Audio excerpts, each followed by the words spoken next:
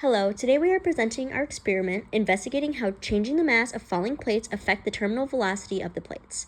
In our experiment, we dropped plates from a fixed height running 3 different trials and using tracker to measure the motion of the plates. Our independent variable was the mass of the plates using 1, 2, and 3 plates to consistently increase the mass each time. We then calculated the dependent variable, the terminal velocity. Our control group included the radius of the plate, the dropping height, and the density of the air. Drag force is the resistance the plates experience from the air, and the terminal velocity is the balance between the upward force of air resistance and the downward force of gravity. We predicted to see as the mass increases, so does the terminal velocity, meaning 3 plates with the highest mass will have the highest terminal velocity and 1 plate will have the lowest. Our findings are consistent with our predictions, and to better visualize what's happening, we drew a system schema, energy pie charts, and force diagrams.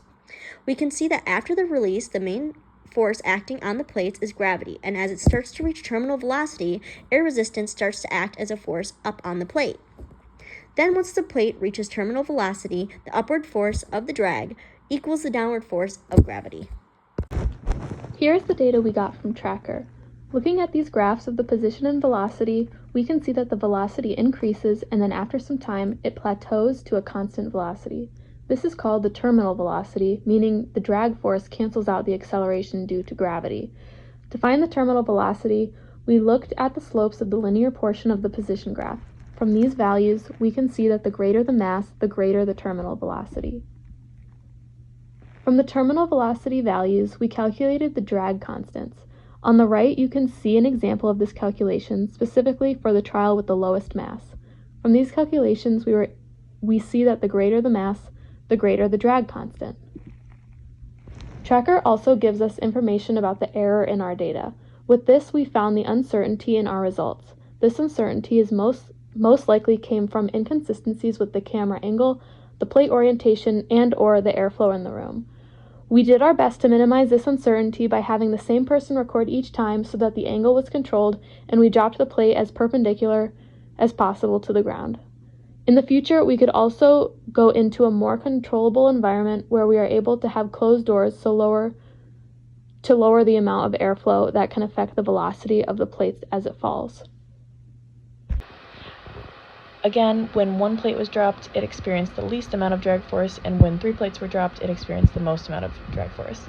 In terms of systematic error, the angle of the camera may have played some part in how Tracker analyzes the data, so we tried to hold the camera perpendicular to the ground. And in terms of airflow, we think that there may have been some other force acting upon the plate, so we use the same location each trial. Some variables that we may have overlooked or simplified include air resistance, because we looked that up, and we also assumed that the plate fell flat, horizontally, and downward in a straight line. To improve some things in our experiment, we could run more trials in the future. The more trials we include, the more likely we are to account for any slight variations in how the plates fell. However, our predicted results were consistent and accurate with our actual results.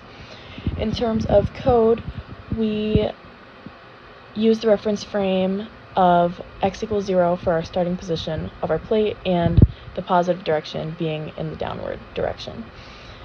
So we changed the position to be 0, the mass to fit our mass, velocity to be at a 0 initial velocity, included gravity, changed the drag coefficient to 14.5, and the density of air to be our rho factor. In terms of the while loop, we had it be less than 2.08 because that was the distance that the plate traveled, and then we calculated drag force, and the rest was the same as the paramecium code. And then in terms of the results, we got the same graphs that we had been getting in the predictions and in our Tracker graphs.